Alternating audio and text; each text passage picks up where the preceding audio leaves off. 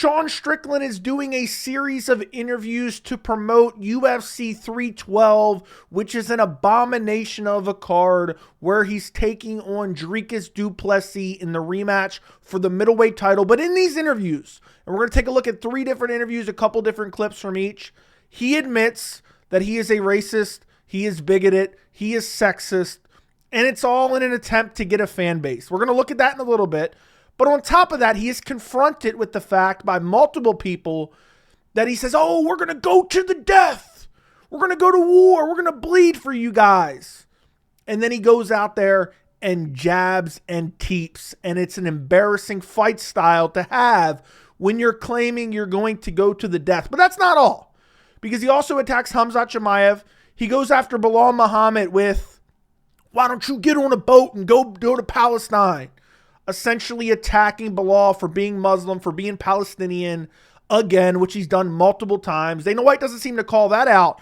But on top of all that, he makes countless excuses for why he lost the middleweight title to Dricus Du Plessis at UFC 297. And it's just a complete embarrassment from Sean Strickland. It's humiliating. Let's jump right into it. The first interview we're going to take a look at, I'm going to link all 3 of these down in the description.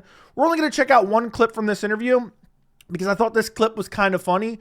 He starts talking about excuses, and then he kind of gets called out a little bit for his fight style. Listen to this. You know, man, he got a gift him from God with a headbutt. Just is what it is. Would have pieced you up, walk through you, look at my face after, look at your face after. Looks like I got hit by a truck. By the way, the headbutt was actually a punch. I've broken it down countless times. I'm not going to do it here. It was a punch, 100% undoubtedly a punch that cut Sean Strickland open. He keeps claiming it was a head clash. The same shit's going to happen. There ain't going to be blood in my eye. And hell, if there is blood in my eye, I'm just going to put my hands up and throw some haymakers. To the death, Dutchman, to the death. Or teeps and jabs, whatever you want to call it. iCarly. Oh, fuck you. God damn it, Helen. Okay. Go his iCarly stance. But yeah, jabs and teeps. Okay, he kind of makes fun of it there because Dricus has pointed that out. Later in the next interview that we're going to take a look at, there's not much from the Helen Yee interview we're going to look at. We're going to go to the MMA Junkie interview. The first clip we're going to look at is more excuses for his loss to Dricus Du Plessis. If this was any other fighter that made this many excuses for a loss, they would be ostracized by the MMA community. And Strickland has gotten some criticism. I don't think it's nearly enough. Listen to this. You know, man, I feel like I got robbed. I feel like I got robbed. I feel like the headbutt changed things. It changed the optics, the dynamics, and it's not personal in the sense that I hate Dricus. It's just personal in the sense that we need to fight for fucking 5-round war and see what happens. He got robbed. He got headbutted. More excuses. And luckily in this interview, this next clip may be my favorite clip from the entire interview. He's asked about the fact that he was begging Dricus Du Plessis, please don't grapple me, Dricus. Please don't take me down. We've seen how well that's gone for other people. Cough, cough, Kevin Holland. Please, Rainer Day Ritter, don't take me down. Please don't wrestle me. Sean Strickland is essentially acting like Dricus mixing in his grappling in the sport of MMA is somehow like beta, soy boy, whatever you want to call it. When meanwhile, this guy says, to the death, bleed for you guys. We're going to go to war. And then he goes out there and jabs and teeps. And I love that Mike Bond asked him about this. And he also confronted him on his boring style as well. We'll get to that in a second. Quote, Sean Strickland knows a lot of one-liners that sound tough, but I expose fake tough guys. And now he's saying, let's make this pack. What's the purpose of a pack when we saw what happened last time? He just teeped and jabbed for 25 minutes.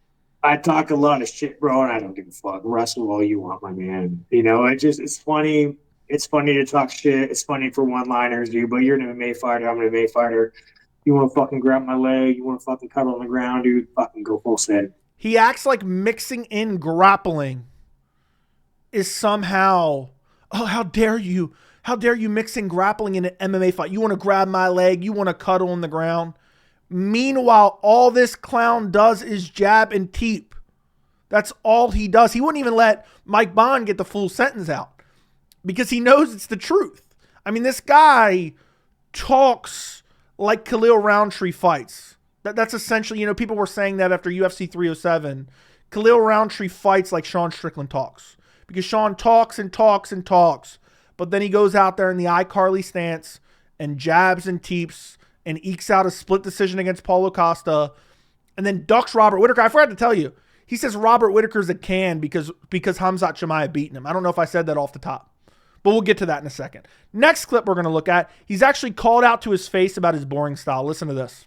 Yep. And, you do say the stuff a lot before the fights, to the death, things like that. What do you say to the fans who say, when you make these comments and then when the fights play out, you do have your style, which is, it just comes down to like, I say, well, dude, fucking Dricus on that short bus here. And I respect him for it. He goes fucking full send. Full fucking send, dude. I respect him for that. But like, you're a wrecking ball. I'm a fucking scalpel. And it just comes down to who's better. I think I was better last time. I think I'm better this time. I think I'm going to fucking piece you apart. I think your face going to look the exact same after, if not worse. So it's like, guys, the what your face looks like afterwards argument, I mean, it's one of the dumbest arguments. I know everyone says it at some point in time, but in a fight as close as his versus Dricus, to say, oh man, look at your face, look at your swelling. When Strickland backed up like a beta male soy boy the entire fight, after claiming he was going to fight to the death, and now he's crying about a robbery, when all he did was jab and teep the entire time, was humiliating. I'm glad Mike Bond actually called him out on it. There's a little bit more to this clip. guys that like hate on my style, it's like, end of the day, dude, get in there and show me how it's done, you fuckers. Guys who hate on my style, get in there and show me how it's done. I guess that's why Sean goes to war. Like, we're not giving Sean Strickland enough credit. He does go to war. He only goes to war with influencers. Against certain influencers, he will go to war. He'll duck Jake Paul in a boxing match, a sparring match, but he'll fight guys, he'll go hard on them. He won't drop them, but against influencers. But a guy like Dricus, he'll just back up and teep the entire time. That's essentially what he'll do. Last clip from this interview, I thought this was completely delusional. He's asked about Khamzat beating Robert Whittaker. He acts like Robert Whittaker is a trash can. Keep in mind, Sean Strickland ducked Robert Whittaker. He was offered him. The people wanted that fight for the #1 contender spot.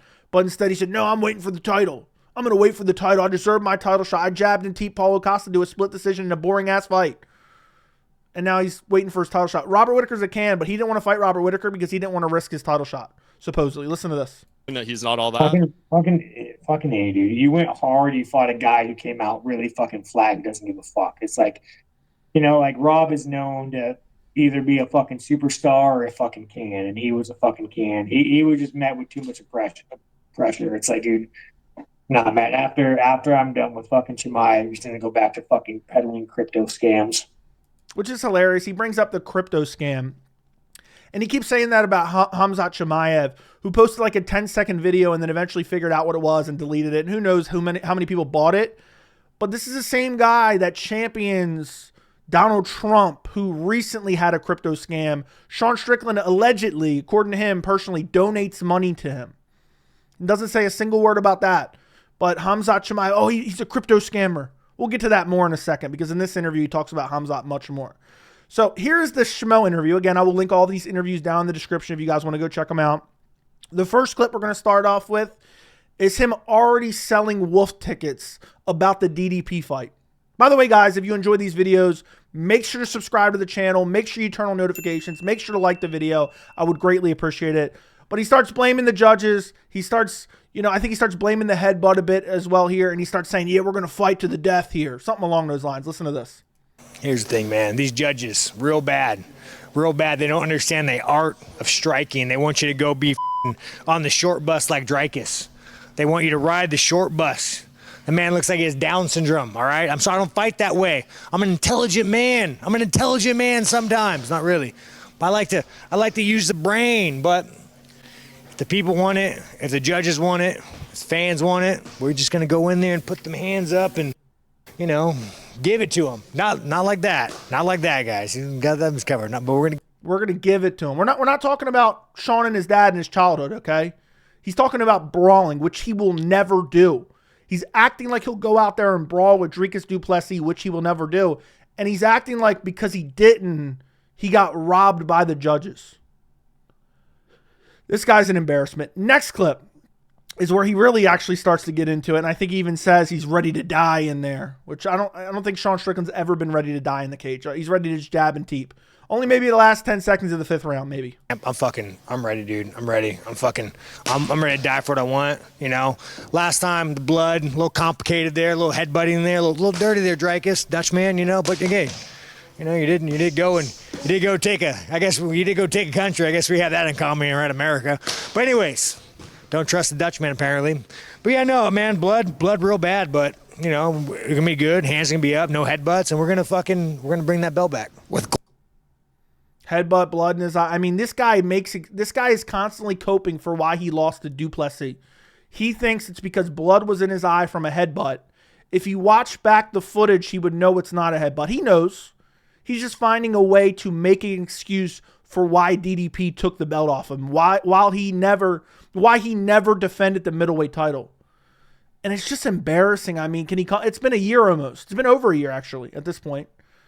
And he's getting a second undeserved title shot. The first shot against Adesanya was undeserved. Now he's getting a second one. And now he's still making excuses for why he lost the first fight. When the reason he lost the first fight was because he backed up the entire time and threw jabs and teeps. In close rounds where DDP was marching him down, they gave those close rounds to Dricus Du Plessis. Next clip we're going to look at is actually where he starts talking about Belal Muhammad. And it's crazy that guys like the Schmo, I understand they have this whole stupid gimmick. It's crazy that there's no pushback when guys like Strickland say these ridiculous things. Listen to this. Gold around your waist. Who do you think you'd defend against? What about Belal Muhammad? He's the welterweight champ. He's got beef with you. He said he'd go up and fight you at middleweight. Listen about the Belal Muhammad. Fucking, where is he from? Miami, Detroit. Where the fuck does Belal live? Chicago. Belal, do me a favor. Shut the up. Go get on a boat. Go back to fucking Palestine. Go pick up a rock and go fucking do something. I'm so sick of hearing you fucking on the Twitter and just talking shit. Every time I fucking see you, bro, you have your fucking head down like a fucking little girl saying, you know, fucking fight me and try to fucking dry hump me, dude. You're out of here. Get on a boat and go back to Palestine. After he just clarified that he is from America. So now he's basically belittling Belal Muhammad's ancestry while simultaneously saying, go back to your country, even though his country is America. Keep in mind, this comes from the same Sean Strickland who recently said Muslims shouldn't be allowed in America. And don't worry, for all the Sean Strickland defenders, every time I do one of these videos and people are like, man, Sean's based. Sean, you know, I love when Sean hates on the Muslims. And I say, look, this is kind of like a right-wing grifter type thing. Like, he says these extreme opinions because he gets these hyper-obsessed right-wingers who carry some of these similar opinions. He gets them to be part of his fan base. At the end of this interview, we're going to see in a second, he finally admits that. He's like, oh, no, I'm a bigot, I'm a sexist, you know. So all the people ready to defend him and say, oh, no, he's not. He's just joking around, man. He's a character in this community. We gave him a character in this community. He openly admits it in this very interview. Essentially, he says these ridiculous things because he partially believes them, but also because he wants to acquire a fan base. Because in reality, nobody would support a dude who goes out there, barely fights, and just jabs and teeps and tries to avoid the fight the entire time. But to make these types of comments about Belal Muhammad are just disgusting, man. And Sean's made disgusting comment after disgusting comment after disgusting comment. And for some reason, there's a portion of the MMA fan base that's like, oh, yeah, man, I love it. He's so based. Thank God he said this. You know, let's crap on Muslims simply for being Muslim. And let's talk about Belal Muhammad and say, yeah, man, get on a boat and go back to Palestine. What a piece of shit Sean Strickland is. Complete embarrassment. Next clip we're going to look at is him talking about Khamzat Chimaev. Because you can tell he does not want to fight Khamzat Chimaev. But again, he's crapping on Khamzat for a crypto scam that really wasn't. I mean, it was partially a crypto scam, but it's really not what Sean's making it out to be. It was like a 10-second video that he posted.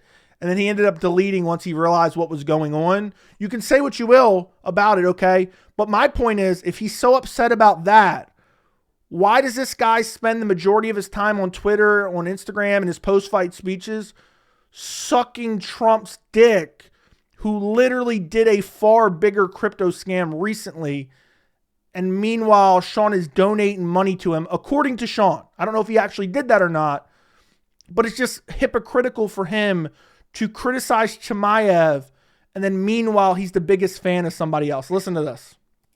Dude, I don't even consider Chimaev a man. And let me tell you why. That little like crypto scam that he had going on, I had someone approach me and said, Sean, don't quote me on this. I'm just ballparking numbers. I'll give you like $200,000 right off the start, and I'll give you like 30-40% of this. We want to make a coin of you.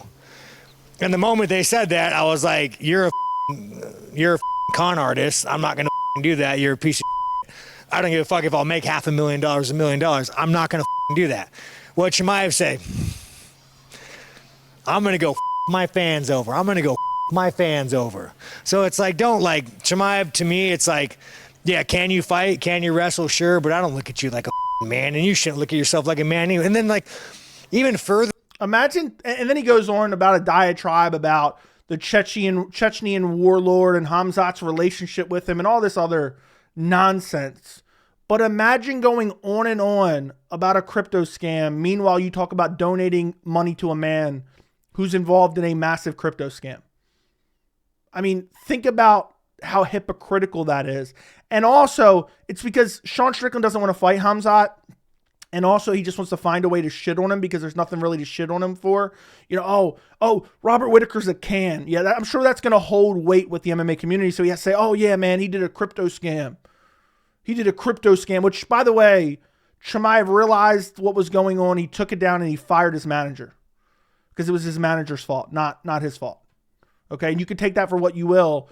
But meanwhile, Sean's out here saying he's not a man because he did. Meanwhile, Sean Strickland in interviews has advocated for child abuse. I've covered that in other videos. We're not going to do that here. But this guy is a hypocrite. He's an embarrassment. He's a humiliation. And luckily, I don't think he's going to be able to beat Dricus Du Plessis. But we'll see. He may very well. Last clip we're going to look at from this interview is him admitting basically he grifts to the bigoted fan base of the MMA community, the portion of the MMA community that loves when he craps on people based on their religion, i.e. Muslims, when he craps on people because of their sexuality, you know, he's throwing out homophobic slurs, this and that. He admits that he basically leeches off that fan base. He says that those things so he can leech on that fan base, so he gets that support because he's not going to get the support otherwise because all he does is jab and teep. Listen to this. But hey, you guys, as of always, man, I appreciate you guys. I say a lot of pseudo racist, sexist, bigotry things. You know, I got Schmo, my favorite. I want to know what he said there. I think a homophobic slur. My favorite blank, and they don't even show his mouth, so you can't tell. Would love to know what he said there. But again, listen to what he said. Listen to what he said, and there's more to this. I'm just going to restart it again, so I'm not going to pause it in the middle of it. But he admits he's a bigot, he's a racist, he's a sexist, which somehow fans who champion him because of that, yeah, Sean, talk crap about Muslim fighters, you know, talk crap about women. You got the the incel fan base who is also on board with Sean Strickland. They love that stuff. He does that to leech off that fan base because he would not have a fan base otherwise. It's a right-wing grift, essentially. Listen to it again in its entirety. Guys, as of always, man, I appreciate you guys. I say a lot of pseudo racist, sexist, bigotry things. You know, I got Schmo, my favorite. He's welcome to America. And I want to tell you guys, I appreciate you guys. I have a job. I'm employed because you guys. So thank you. Because otherwise the UFC wouldn't even want him because he's boring. That's essentially what he's saying. So I wanted to make this video just to highlight all these things.